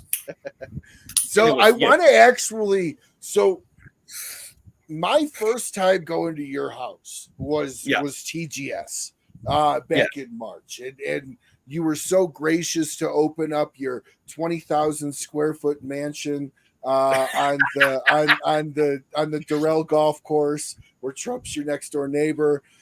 No, but in all honesty, you were so kind to open up your house to me, Ari, my wife, and then Jeff and Laura to stay over. But I gotta say, Ish legit lives in a humidor. Now, I know that sounds really weird, but just follow me, okay? The second you walk into Ish's house, it looks like a normal house. Beautiful living room, great kitchen, and then you go into the bedroom, and you've got 2,000, 3,000 cigars in each bedroom sitting on either side of the bed, and you're like, Ish, why aren't these humidified? And then all of a sudden you're standing just in a random spot in the kitchen and you get sprayed in the back of the fucking neck. And you're like, what the hell? And you look up and he goes, I live in a humidor. Come to my garage. Let me show you my humidification system. He ran a humidification system in the whole house throughout his entire HVAC system. And you keep it at a constant what? 70. And his house is a livable humidor. People, this is amazing. When I build my own actual office, I don't know if I want to walk in. I just might turn the whole fucking thing into a humidor. I mean, it was so tell everybody, just in case there's some people out there that go, oh my God, you could actually do that. Explain to everybody what that process was like for you to do. How complex was it? And was it worth it in the end versus getting a walk-in? Absolutely. For me, yes, because I have, in California, I have the distribution center, but not in Florida. Oh, he said, well played, Ryan. But as a matter of fact, Messi has been, not this Messi, the other Messi. It was in my house. And it's the same thing. So, except for my bedroom, and only my bedroom, because normally we don't have many people, just my wife and I. So, my bedroom, it will be always 65 degrees, 40% humidity for sleep well and whatever you want. The rest of the house, it will be 69, 69, 70, 70. And that's it. It's because people can come to my house and see cigars on the coffee table. So what the cigars are doing there? Just leave it alone. It's good. So then I go to the garage and I show them the whole thing. I have an airwave, which is, UV lights and all that things. Then I have a huge monster humidification system. Adam, what he said, what's going on? Like he just finally made it home. He was working at the lounge for sure. So, well, Adam was on my house. He can tell you the whole house is a humidification, is a walking humidor. So I believe that if you do something that you're going to be selling, your clients you need to respect your clients. Your clients doesn't necessarily have to respect you. They're paying you, so they can call you whatever they want. They're paying you. They have the right to do whatever. But you have to respect your clients. And I will not have somebody calling me that the cigars are hard or too soft or too this or pillows in it or this or that. So I make my whole house a humidor. And I can leave boxes on top of boxes, whatever, with no inside the humidor because the house is a humidor itself.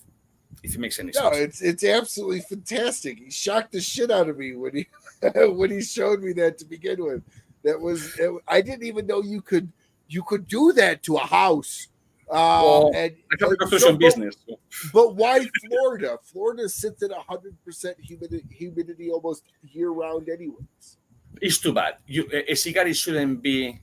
It is awesome. More than 70% humidity. It shouldn't, and a human being it shouldn't be living in nothing that is more than between 45 and 65% humidity. So that's what I did. Wherever I stand or stay is normal living. What he's saying is right. He's called, yep. I thought I slept on like one of the best mattresses, but then you zip the mattress back and it's all blood Vlad cigars. That's what they both press. Well, I tell you what, then my side at 230 pounds got really pressed. I can tell you that right now. The other side, I call it short post press. Yours is actually post press. So Jeff and Laura had the soft box. My wife had the soft box on her side, and I had the full crisp corner box press on my side. And that's how the boss press was invented. The new boss press, absolutely, yes, Cody. But go ahead. No, go ahead. No, I say that I like to treat the cigars, my cigars or my client cigars are our tools, that you need the tools to work. And it's our income. So I will not mistreat no cigar whatsoever. So I try to have, if you see the humidors in my house, that is plenty of them, it's only full with my cigars. Everyone else, they are in humidification rooms because the whole house is humidified. But mine are over there. I don't mind because I can make always more cigars for me. It will be a loss or whatever, but my clients, they will have the best I can give them. And simple as that. Client comes first. With no clients, you're nobody. I can tell you that every shelf on the two big humidors that Ish has outside of all the others all have hygrometers on every single shelf. Oh yeah. And like it like I said, it's great. Like you walked in, the house had this beautiful tobacco cigar smell, like a humidor. It was just so awesome. Like I slept next to cigars and I just wanted to roll over in the middle of the night, cut one and just light one. But I'm like, Ari looks over and she goes, "No, don't. You'd have to open it." I'm like, "Ish wouldn't mind. It's right here." I slept walk. I away. I don't care. So Ish, I want to move on here. Sure. Yes, Lou. Sleep smoking. Absolutely. His toilet paper was super soft. It was semi pre-moistened. It was like great. It didn't drag or yank a hair. It was awesome. Didn't give you jingleberries or nothing like that. It's just fucking good. So Ish, I want to ask you here as we come down to the final 30 minutes of the show. Sure. What do people misunderstand about you most? People misunderstand. Again, we're going a brand not because it's well known, it has the best. Okay, go for cars, not because it's a Bugatti has the best engine, or not because it's a Ferrari is the fastest car, or not because this is this. So people in the not in the industry, I'm talking about the smokers, and not because you have the most expensive thing is the best.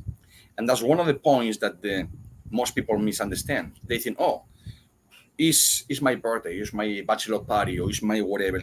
I want to smoke $150 cigar. Well, it's not such a thing as $150 cigar. It is not. Okay, it is not. Now, you put some rubies on it and some diamonds on it, and you put some gold on it, it might be worthy. But I just want to smoke the cigar, not the rubies and the diamonds. But that's the number one mistake that people do, you know. So in other words, a $5, $6, $7 cigar, it can be as good or better than the $30, $40, $50, $60, $70 cigar. And that's what people don't understand and will not get it. That's what 100%. You know, right now we go both of us with BAMF. Okay, BAMF. But if it says Nike over here, it will be $25 more because this is Nike, because they already established. People don't understand that those, yeah, it's the same shirt. When those guys, yes, they make sacrifices. Some of them they were just lucky.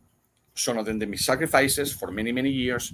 They help many people to do cigars on whatever, and they deserve to say, yes, you guys did, or many people didn't do it. Now, in prices of cigars, well, still, they decide to put whatever they want. Now it's up to the public to buy it or not. You know, it's like when China bought Havana SA a couple of years back, the pandemic, like, cigar. Yeah, it's about the same thing. So it's, you know, it's I believe that is the biggest mistake that newer smokers and even people that have been smoking for a couple of years, 3 years, 4 years, or whatever, they have is never go to impress no one. The only person that you have to impress in your life is you. It's not your parents, it's not your girlfriend, it's not your boyfriend, it's not your friends, it's you. So if you like a $3 cigars, go ahead and smoke it. Yeah. Doesn't have to have a band, and that's people. They don't understand that. Most of the people, oh, what are they gonna say? I don't give a fuck what people talk about me. If they're talking about me, man, it's free reign in the fucking, you know, in the fucking minds for me. I don't care. So just do whatever makes you feel better, you know. I don't have to drink, you know, I'm from Spain. I have plenty of wine, as Ryan can tell you. I don't have to drink $85 bottle every day. This bottle was $7, and it's from Chile. And it's a plastic glass. I don't have to impress no one. Okay, but it looks like glass, right? Look, it's fucking plastic. It's plastic. Okay? And I own 2 vineyards in Spain. I don't have to impress no one. Do what it makes better for you. Either it's a cigar, it's a car, it's a house, it's whatever. People, and I'm sorry, I'm American by choice. So I believe that being American by choice says a lot, because I choose to be American. I know was just born American. And what I see in this country is that a lot of people, they just live to impress others. Do not fucking impress nobody, man. You don't have to impress nobody. You don't have to smoke whatever your friends tell you. For instance, one thing that I love to see is when Ryan and Danny, 505, they get together. Amazed me the first time, and I told Ryan, I said, guys, what the fuck you... nuts, marshmallows, what the fuck you tasting in the cigar? It's just tobacco, you know. So, but this with time and whatever, you can smell and something that is similar or whatever, but not because your friends say that is, you know, oh, this has a little carrots with a little upside down pineapple cake. Well, I don't think we ever got that nuts, but I know who you're referring to. Yeah. So, you know, mushrooms, gravy and shit like that. Well, it's not such a thing as it. But you know, just do whatever you have to do. Again, don't impress nobody. Be your fucking self. Smoke what you have. Absolutely. And sometimes you cannot smoke what you want. Sometimes you have to smoke what you can afford. There's nothing wrong with that. You're still smoking. No.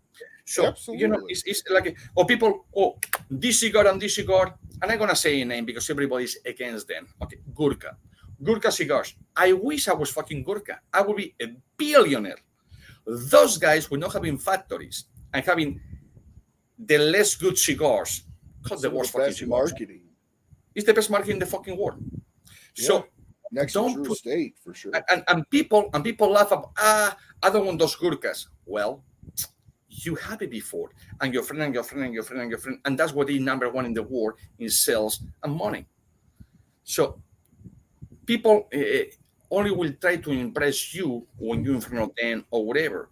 But when your door in your house closed, probably you don't even drinking this. Probably you have water from the sink.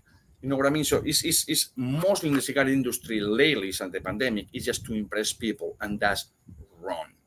That's wrong. No, I agree. And there's influencers saying the wrong things all day long. I say, well, you just can influence it. I've been smoking for 38 years already. And now you can, with 1 year, and you have all of these, and making people buy this lighter, this quarter, this cigar, this. Buy whatever you can afford. Buy whatever you want. I don't get you millionaire, but you like a $3 cigar. Buy the $3 cigar. I have 1,000 cigars in my humidor. I'm not exaggerating, and I still smoke factory smokes because they're good. Man, you don't have to think about them. It's like drinking Bud Light all the time, but every once in a while, maybe you want a Guinness. Ryan, think about it. How many cigars you think, more or less, they in my house at any given point time? Oh, 10,000? It's about 21,000. Look what are you smoking? Yeah, but those are vintage 2026. 2026 vintage. Not too many people can afford this shit in 7-Eleven for $3.50. But so smoke whatever you want, drink whatever you want, dress however you want. That's the whole point, guys. Just be yourself. Absolutely. I said the other day to one guy.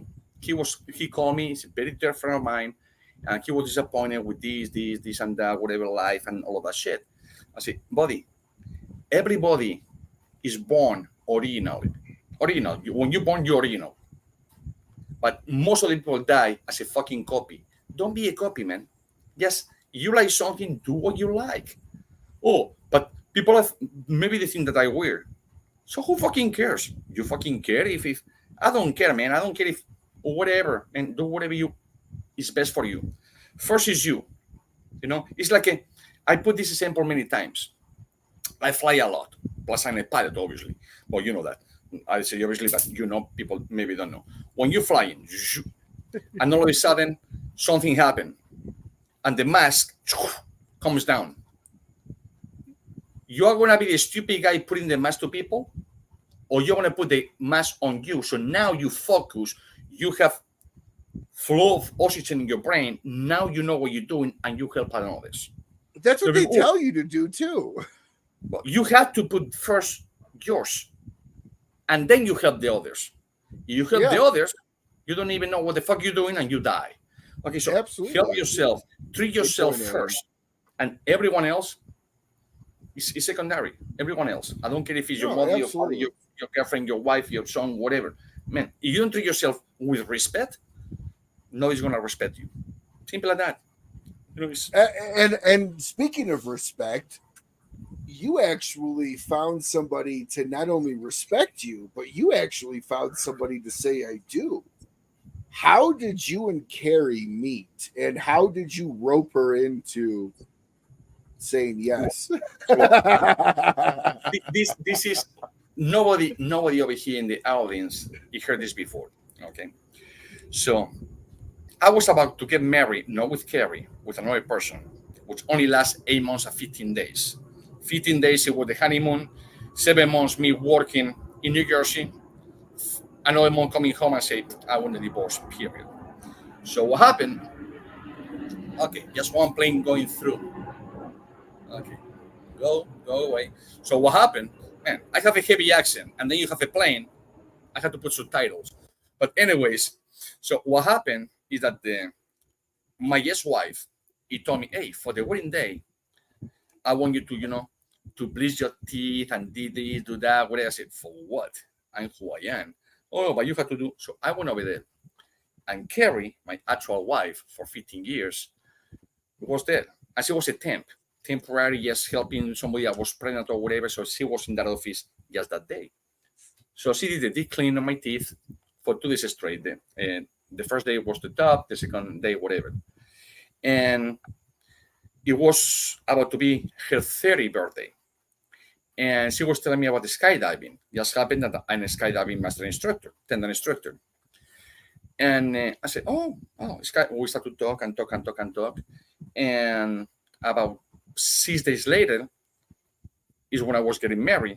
And it was in the news, and they had the newspaper saying the daredevil Spaniard, Ismael Olivan from Spain, blah, blah, blah, didn't take a limo to his wedding. He just jumped, blah, blah, blah, blah.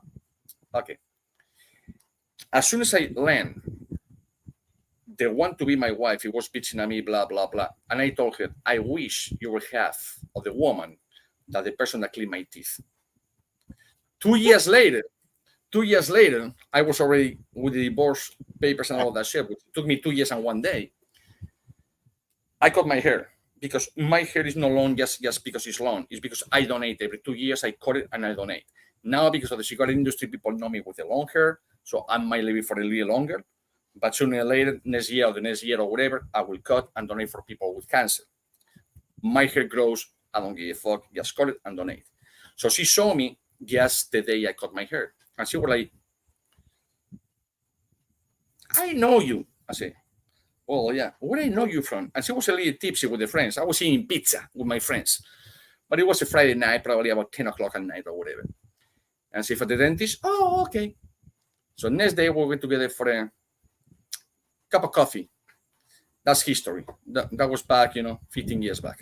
It. So that's how I met her. Yep. And the rest is history. And Carrie, Carrie is a fantastic cook and a great person as well. I mean, my gosh, she was super kind.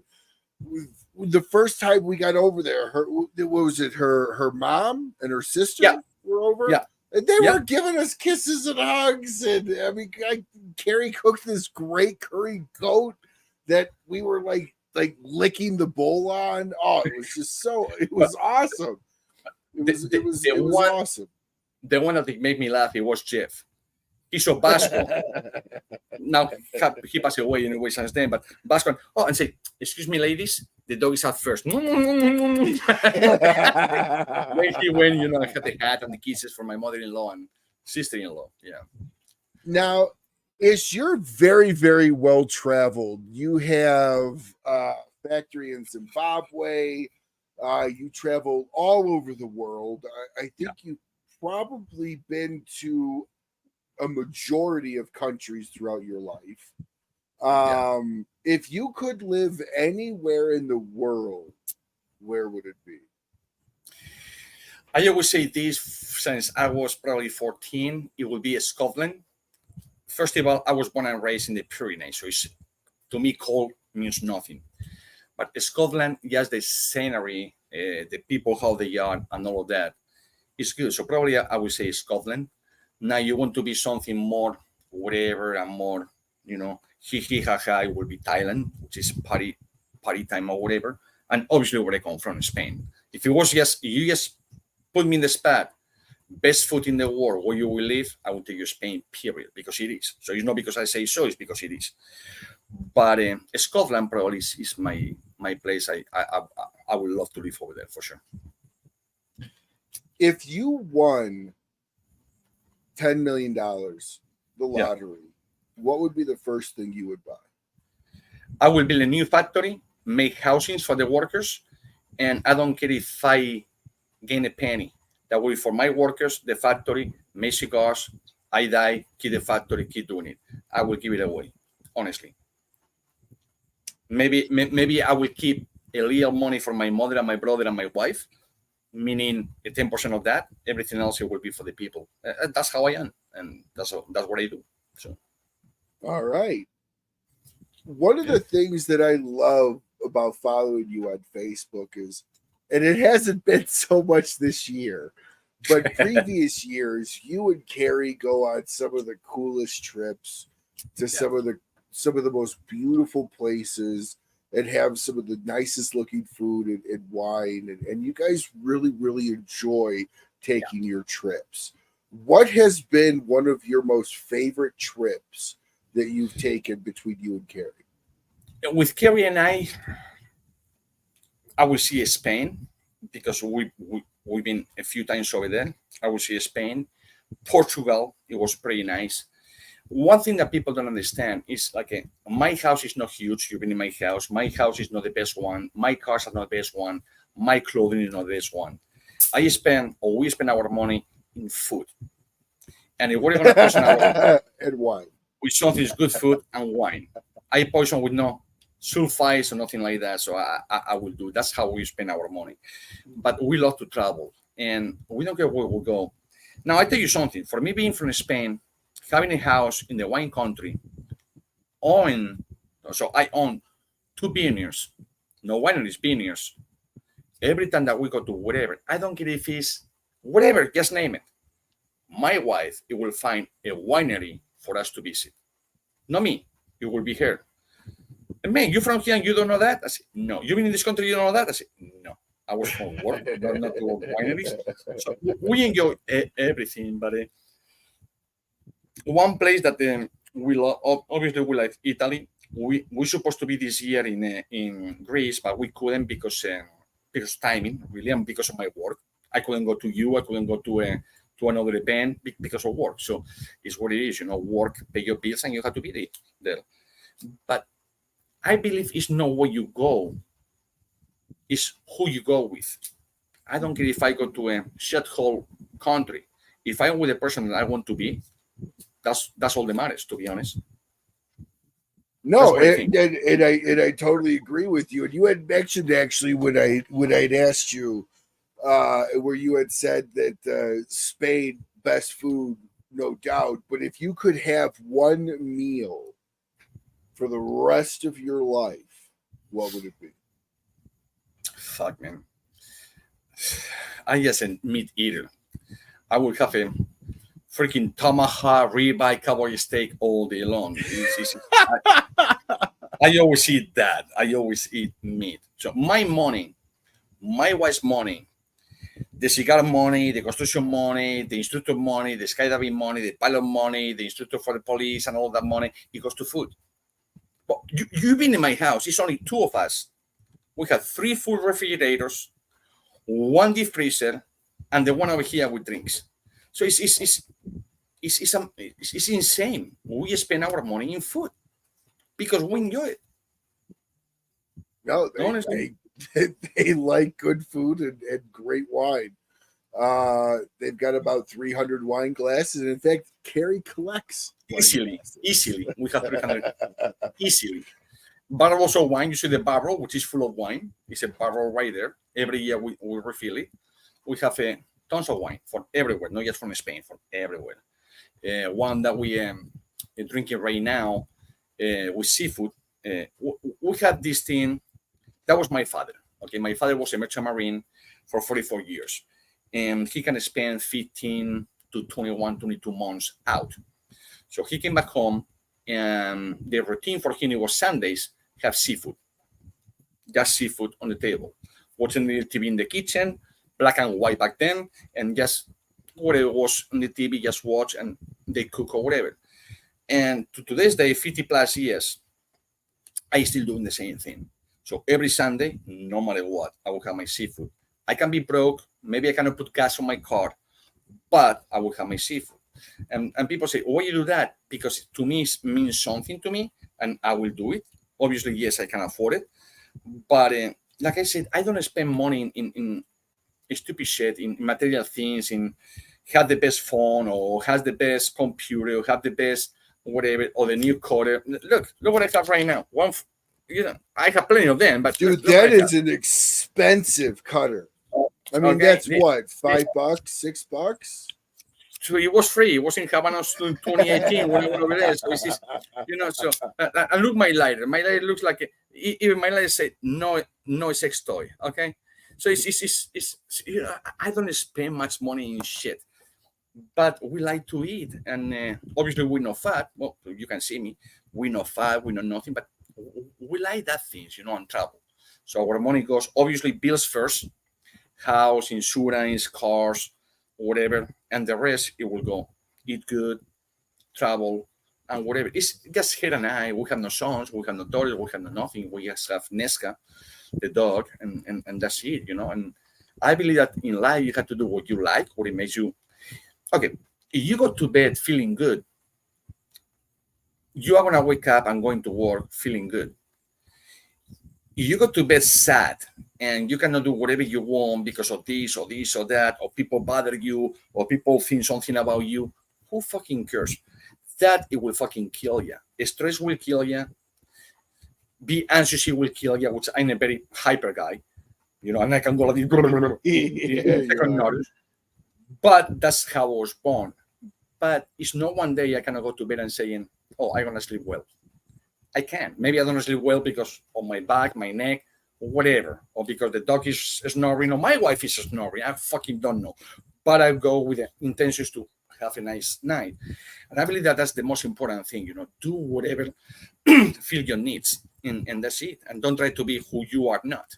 That's and that mostly happened with the cigar. So smoke whatever fucking you want. You don't have to impress no one with the, David of the Year of the Rabbit, $57, or this cigar, $250, or the new talisman right now, $575.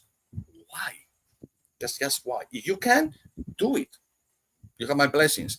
But if you can't, don't try to just save to do that when you can smoke another 100 cigars, not 100 cigars, but 30 cigars for the same price. If it makes any sense. I don't know if I'm making any sense, but no, for sure. Absolutely. What's one country you've never been to that you would like to go to?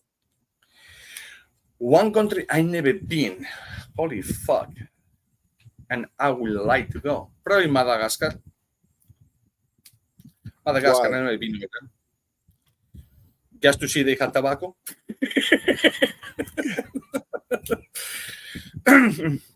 But Madagascar, I never been. I've been close by, but never been. I can tell you one territory, or state anyways, that I never been in the United States is Hawaii. I never been in there. I would like to go, but everybody gets like, oh, it's too expensive, it's too this, it's blah, blah, blah, blah. So I never been. It is super expensive. Never been, so I don't know. I have no clue. So, in all your travels, what is the weirdest food that you've ever eaten? Thailand. And what was Thailand? Well, I was over there. I used to be a fighter with kickboxing and Muay Thai, and I was over there for training for the European Championship. So I said, you know what? I hold the title. So I said, you know what? The guy coming, his name is Vilarino. He was tougher than me, way tougher than me. I said, this guy's gonna fucking kick my ass. So you know what? I better go to Thailand. So I spent 3 months in Thailand training. And these guys, they just born and raised in the fucking gym, not kidding. So they just kicking palms. It's no movie, it's the real thing. They kicking palms just for fun. So okay. And they give me, the Chinese little things that they go with, when you have leftovers or you order Chinese food, that is like a little cardboard box. Takeout. Yeah, takeout thing. They give me that with the little chopsticks. And when I open, one fucking cricket almost fucking take my yaw out. I said, what the fuck is this cricket? A live fucking cricket jumping. And I looked to my translator and said, what I do with this? Is I want to feed something? I don't know. Another animals? No, that's for you to eat. I said, excuse me? I said, yeah, I said, no, I know eat this. And I see everybody going with the chopsticks and I said, what the fuck, man? I said, yeah, you must eat it, man. You're walking over here. So I eat the fucking cricket alive. Oh my fucking God. I eat like a 2 or 3. And then all of a sudden the guy go and say, burp. I said, what? Burp. I Are you fucking kidding me? I'm gonna fucking vomit. I don't want to burp. I'm gonna burp. And the guy goes, burp. So I go like this, and everybody does respect that you like the food. I say, what the fuck? That was in Bangkok, Thailand. That's the weirdest thing I ever eat. Live fucking crickets. I still have nightmares. Oh my god, dude! I wouldn't even know what to do. I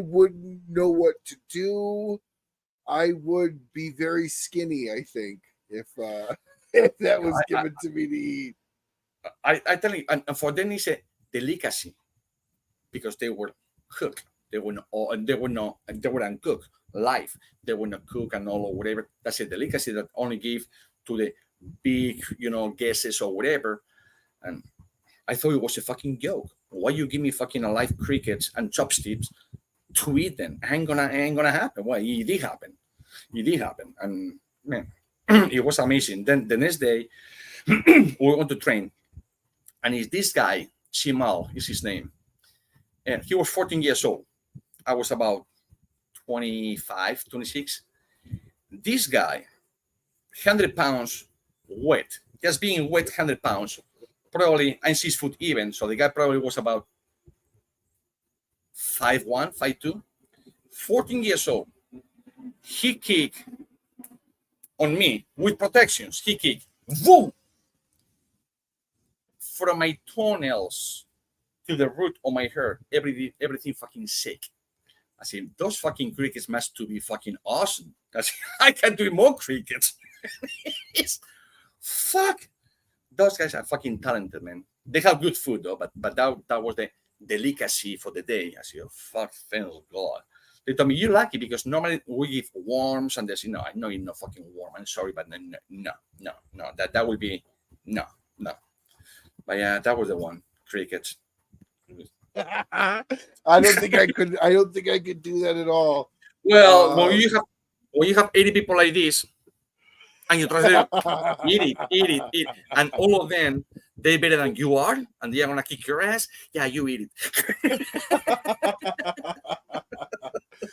Well, Ish, as always, thank you so much for coming on.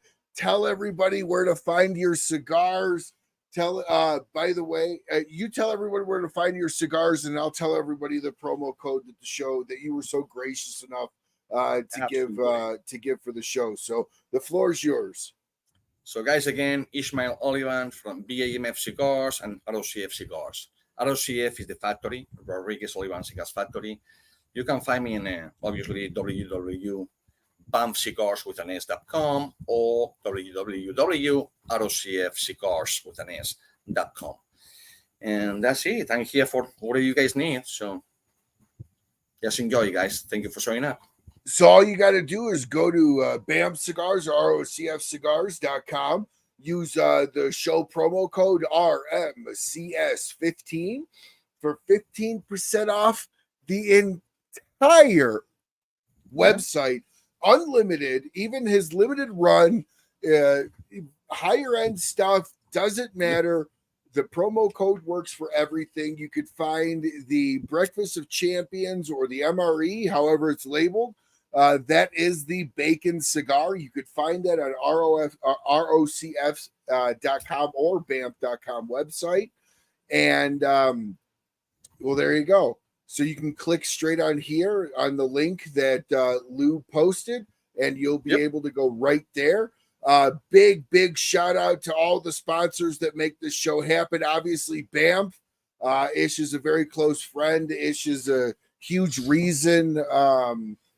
I should say a huge supporter and donator of our charity, and I can never thank him enough. So BAMF.com, ROCF, Kristoff Cigars, Karen Berger, Sagrado Cigars, New Air Humidors, Micallef Cigars, Big Sky Cigars, Cornell and Diehl Pipe Tobacco, and La Aurora Cigars, and not to forget in any way, shape, or form, the big guy Steve Saka over at Dunbarton Tobacco and Trust, and the first guy that ever believed in this show, that supported the show. Abe DeBabna over at smokin.com. Definitely check out smokin.com for all the other cigars that you would like to get as well.